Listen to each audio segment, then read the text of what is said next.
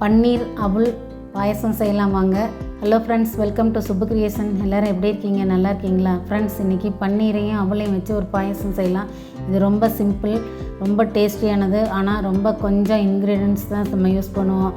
Friends, இந்த video பாருங்கள். உங்களுக்கு பிடிச்சதுன்னா நீங்களும் செஞ்சு பார்த்துட்டு எப்படி இருக்குன்னு கமெண்ட்ஸ் பண்ணுங்கள். உங்களுக்கு பிடிச்சா ஒரு லைக்ஸ் கொடுத்துட்டு உங்கள் ஃப்ரெண்ட்ஸுக்கு ஷேர் பண்ணுங்கள். சேனலை சப்ஸ்கிரைப் பண்ணி பெல் ஐக்கான் ப்ரெஸ் பண்ணால் என்னோடய வீடியோஸ் உங்களுக்கு உடனுக்குடன் வரும். இதுக்கு பன்னீரை இப்படி துருவி வச்சுக்கணும். அவல் கொஞ்சம் ஒரு 3 ஸ்பூன் எடுத்து வச்சுருக்கு. ஃபுல் க்ரீம் மில்க் காய்ச்சி வச்சுருக்கு. சர்க்கரை அதில் 4 ஸ்பூனு. அதில் ஏலக்காய் பொடி, குங்குமப்பூ போட்டு வச்சுருக்கு. ட்ரை நட்ஸ் நமக்கு எது வேணுமோ அதை கொஞ்சம் உடச்சி வச்சுக்கலாம். இப்போ கடாயை அடுப்பில் வச்சு இந்த நட்ஸை போட்டு நல்லா வறுத்துக்கலாம். 1 ஸ்பூன் நெய் ஊற்றி நல்லா வாசம் வர வறுத்து எடுத்து வச்சுக்கணும். ரொம்ப கம்மி இன்க்ரீடியன்ட்ஸ், ஆனால் ரொம்ப டேஸ்டியான பாயசம். இது சீக்கிரம் செஞ்சிடலாம். நீங்களும் இதை செஞ்சு பார்த்துட்டு எப்படி இருக்குன்னு கமெண்ட்ஸ் பண்ணுங்கள். கொஞ்சம் ரோஸ்ட் ஆகி திராட்சையெல்லாம் நல்லா உப்பி வந்ததுக்கப்புறம் இதை எடுத்து வச்சுக்கலாம். திராட்சை, பாதாம், முந்திரி போட்டிருக்கு. உங்களுக்கு வேணால் பிஸ்தா எது வேணுமோ போட்டுக்கலாம். இதோட இந்த நட்ஸ் எல்லாம் எடுத்து வச்சுட்டு மீதி இருக்க நெய்யில் அவல் எடுத்து வச்சுருக்க அவல் ஒரு 3 ஸ்பூன் எடுத்து வச்சுருக்கு. இதை சேர்த்து நல்லா வறுத்துக்கலாம்.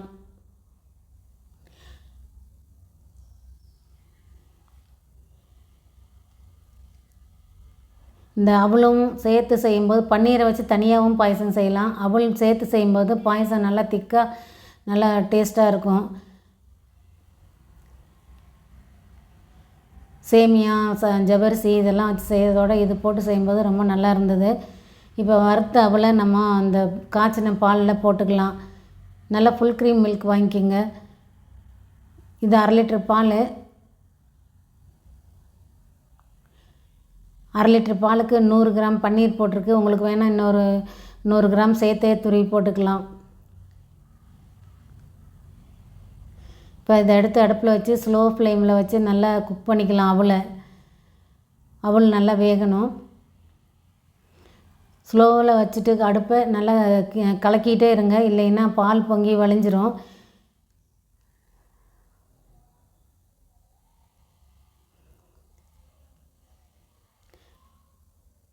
வெந்திரிச்சான்னு அவலை எடுத்து கையில் வச்சு நசுக்கி பார்த்துட்டு அதுக்கப்புறம் நம்ம மற்ற இன்க்ரீடியன்ஸை சேர்க்கலாம். இப்போ வெந்திரிச்சு அவல் நல்லா. இப்போ நம்ம மீதி ஒரு இன்க்ரீடியன்ஸாக சேர்க்கலாம். முதல்ல பன்னீர் துருவி வச்சதை சேர்த்துக்குவோம்.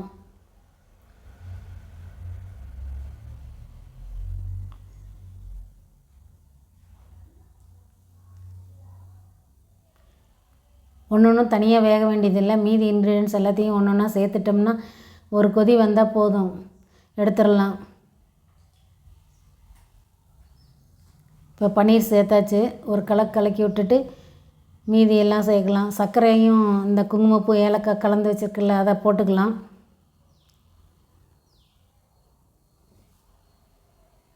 அப்புறம் வறுத்து வச்ச நட்ஸையும் சேர்த்துக்கலாம். இப்போ எல்லாம் சேர்த்தாச்சு. ஒரு நல்லா கலக்கி விட்டு ஒரு கொதி வர வரைக்கும் வெயிட் பண்ணுவோம். நல்லா திக்காகிடும் பாலும் அந்த இதெல்லாம் சேரும்போது. 4 டீஸ்பூன் சர்க்கரை போட்டது. உங்களுக்கு இன்னும் இனிப்பாக வேணும்னா இன்னும் கொஞ்சம் எச்சு பண்ணிக்கோங்க. இன்னும் 2 ஸ்பூன் சேர்த்துக்கலாம். இப்போ ஒரு கொதி வரட்டும். அடுப்பு சிம்மிலேயே இருக்குது. இதெல்லாம் சேர்த்ததுனால பொங்கலை. ஒரு கொதி வந்ததுக்கப்புறம் பாயசம் பாருங்கள் எப்படி நல்லா திக்காக தெரியுதுன்னு. இப்போ 1 ஸ்பூன் நெய் ஊற்றிக்கலாம் இந்த பாயசத்துக்கு. இது இன்னும் கொஞ்சம் டேஸ்ட்டை எச்சு பண்ணி கொடுக்கும். 2 ஸ்பூன் நெய் தான் இந்த பாயசத்துக்கு தேவை. அவ்வளோதான் ஃப்ரெண்ட்ஸ், பன்னீர் அவல் பாயசம் ரெடி ஆகிடுச்சு. நீங்களும் செஞ்சு பாருங்கள். இப்போ ஒரு பவுலுக்கு மாற்றிக்கலாம். நட்ஸில் வறுத்த நட்ஸில் கொஞ்சத்தை எடுத்து வச்சுருந்தோம்னா இப்படி கார்னிஷிங்க்கு மேலே போட்டுக்கலாம். நீங்களும் செஞ்சு பார்த்துட்டு எப்படி இருக்குன்னு கமெண்ட்ஸ் பண்ணுங்கள். சேனலை சப்ஸ்கிரைப் பண்ண மறந்துடாதீங்க. Thank you for watching, friends.